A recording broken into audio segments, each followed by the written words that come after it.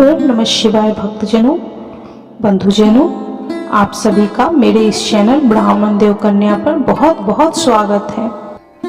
श्री शिवाय नमस्तुभ्यम।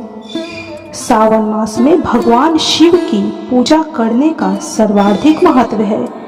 इस मास में सावन सोमवार का व्रत और सावन स्नान करने की परंपरा रही है। शिव पुराण में बताया गया है कि सावन मास में जो भी भक्त सावन सोमवार का व्रत और शिवलिंग पर बेलपत्र अर्पित करता है, भगवान शिव महाकाल उसकी सभी मनोकामनाओं को पूरा करते हैं। सावन मास भगवान शिव और माता पार्वती को समर्पित है। इस माह में सच्चे मन से भगवान शिव और माता पार्वती की पूजा व ध्यान करने से जीवन के सभी कष्ट दूर होते हैं।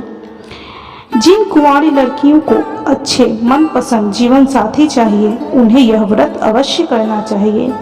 और शादीशुदा महिलाओं को अपने पति की लंबी आयु और संतान प्राप्ति के लिए इस व्रत को अवश्य करना चाहिए और पूरे विधि विधान से करना चाहिए।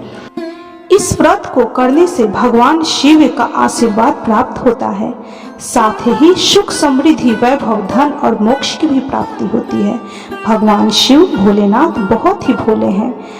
वे अपनी भक्तों पर कृपा बहुत जल्द ही बरसाते हैं। तो भक्तजनों, बंधुजनों, आप भी सावन माह में सावन सोमवार का व्रत जरूर करें।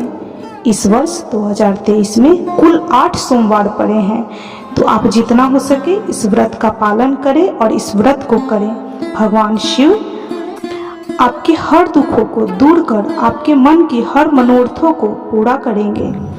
तो भक्तजनों, बंधुजनों, चलिए आज हम सोमवार व्रत की कथा सुनते हैं। बोलिए ओम नमः शिवाय, ओम नमः शिवाय, ओम नमः शिवाय। एक साहूकार था जो भगवान शिव का अनन्य भक्त था। उसके पास धन धान्य किसी भी चीज की कमी नहीं थी, लेकिन उसकी कोई संतान नहीं थी और वह इसी कामना को लेकर रोज शिव जी के मंदिर में जाकर दीपक जलाता था और पूजा करता था। उसके इस भक्ति भाव को देखकर एक दिन माता पार्वती ने शिव जी से कहा कि प्रभु, यह साहूकार आपका अनन्य भक्त है, इसको किसी बात का कष्ट है तो आपको उसे अवश्य दूर करना चाहिए। शिव जी बोले कि हे पार्वती, हे उमा, इस साहूकार के पास पुत्र नहीं है और इसके दुख का कारण भी यही है। यह इसी वजह से दुखी रहता है।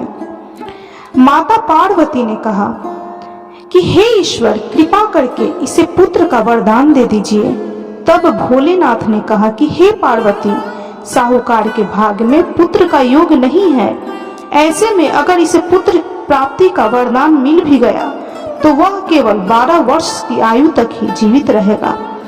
यह सुनने के बाद भी माता पार्वती ने कहा कि हे प्रभु, आपको इस साहूकार को पुत्र का वरदान देना ही होगा, अन्यथा भक्त क्यों आपकी पूजा और सेवा करेंगे। माता के बार बार कहने से भोलेनाथ ने साहूकार को पुत्र का वरदान दिया, लेकिन यह भी कहा कि हे पार्वती, यह पुत्र केवल 12 वर्ष तक ही जीवित रहेगा। साहूकार यह सारी बातें सुन रहा था, इसलिए उसे न तो इस बात की खुशी हुई और न ही दुख हुआ। वह पहले की ही तरह भगवान शिवजी भोलेनाथ महाकाल की पूजा अर्चना करता रहा। उधर सेठानी गर्भवती हुई और 9वें महीने उसे सुंदर से बालक की प्राप्ति हुई। परिवार में खूब हर्षोल्लास मनाया गया, लेकिन साहूकार पहले के ही तरह रहा और उसने बालक की 12 वर्ष की आयु का जिक्र किसी से भी नहीं किया। जब बालक की आयु 11 वर्ष की हो गई तो एक दिन साहूकार की सेठानी ने पत्नी ने बालक के विवाह के लिए कहा। तब साहूकार ने कहा कि वह अभी बालक को पढ़ने के लिए काशी भेजेगा। इसके बाद उसने बालक के मामा जी को बुलाया और कहा कि इसे काशी पढ़ने के लिए ले जाओ और रास्ते में जिस भी स्थान पर रुकना वहां यज्ञ और पूजा करते जाना, ब्राह्मणों को भोजन कराते हुए आगे बढ़ना। बहुत सारा धान्य देते हुए उन्होंने अपने पुत्र को उसके मामा के साथ काशी पढ़ने के लिए भेज दिया। बालक और उसके मामा भी पूरे रास्ते ब्राह्मणों को भोजन, यज्ञ, पूजा, आवाहन करते हुए जा रहे थे। काशी जाते समय रास्ते में उन्होंने देखा कि एक राजकुमारी का विवाह था। जिससे उसका विवाह होना था वह राजकुमार एक आंख से काना था। राजकुमार के पिता ने जब अति सुंदर साहूकार के बेटे को देखा तो उनके मन में आया कि क्यों न इसे ही घोड़ी पर बिठाकर शादी के सारे कार्य संपन्न करा लिए जाए। तो उन्होंने मामा से बात की और कहा कि इसके बदले में वह अथाह धन देंगे। तो मामा भी राजी हो गए। इसके बाद साहूकार का बेटा विवाह की बेदी पर बैठ गया और जब विवाह कार्य संपन्न हो गए तो जाने से पहले उसने राजकुमारी की चुंदरी के पल्ले पर लिखा कि तेरा विवाह मेरे साथ हुआ, लेकिन जिस राजकुमार के साथ भेजेंगे वह तो एक आंख का काना है। इसके बाद वह अपने मामा के साथ काशी के लिए चला गया। उधर जब राजकुमारी ने अपनी चुंदरी पर यह लिखा हुआ पाया तो उसने राजकुमार के साथ जाने से मना कर दिया। तो राजा ने भी अपनी पुत्री को बारात के साथ विदा नहीं किया। बारात वापस लौट गई। उधर मामा और भांजे काशी पहुंच गए। जिस दिन बालक 12 वर्ष का हुआ उस दिन मामा ने वहां काशी में बहुत बड़ा यज्ञ का अनुष्ठान किया था। उस दिन भांजे ने मामे से बोला कि मामा मेरा सर बहुत दर्द कर रहा है। तब मामा ने कहा कि भांजे जाओ तुम कुछ देर विश्राम कर लो। भांजा अंदर विश्राम करने के लिए चला गया, लेकिन जब भांजा बहुत देर तक वापस नहीं आया तो मामा ने अंदर जाकर देखा तो भांजे के प्राण निकल चुके थे। वह बहुत परेशान हुए, लेकिन सोचा कि अभी रोना पीटना मचाया तो ब्राह्मण चले जाएंगे और यज्ञ का कार्य अधूरा रह जाएगा। जब यज्ञ संपन्न हुआ तो मामा ने रोना पीटना शुरू किया। उसी समय शिव जी और माता पार्वती उधर से जा रहे थे। तो माता पार्वती ने शिव जी से पूछा कि हे प्रभु यह कौन रो रहा है। तभी उन्हें पता चलता है कि यह तो भोलेनाथ के आशीर्वाद से जन्मा साहूकार का पुत्र है।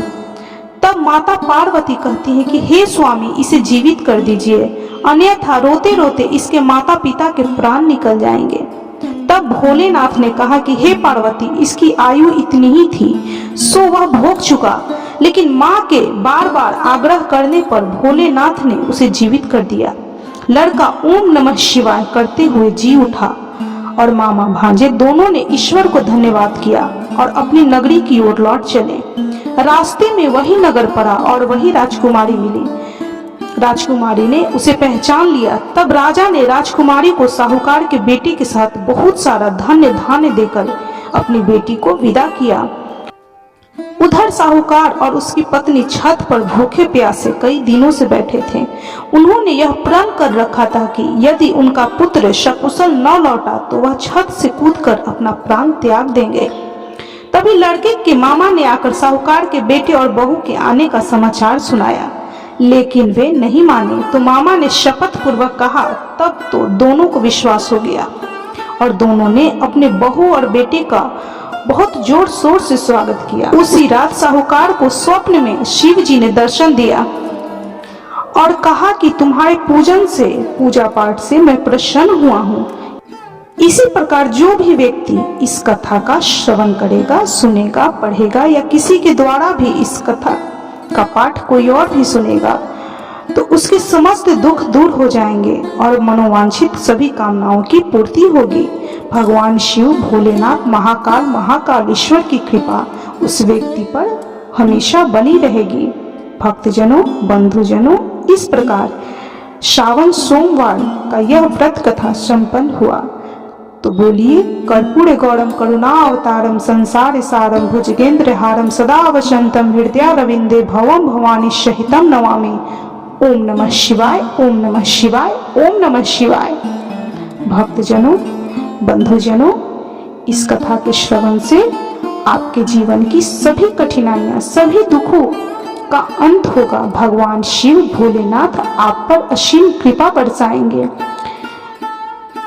यदि आपको यह वीडियो अच्छी लगी हो, यह कथा, सोमवार व्रत की यह कथा अच्छी लगी हो तो कृपया लाइक, शेयर और कमेंट में हर हर महादेव जरूर लिखें। भोलेनाथ की कृपा आप पर सदैव बनी रहे। इस कथा को सुनने वाले, सुनाने वाले पर भगवान भोलेनाथ हमेशा अपनी कृपा दृष्टि बनाए रखें।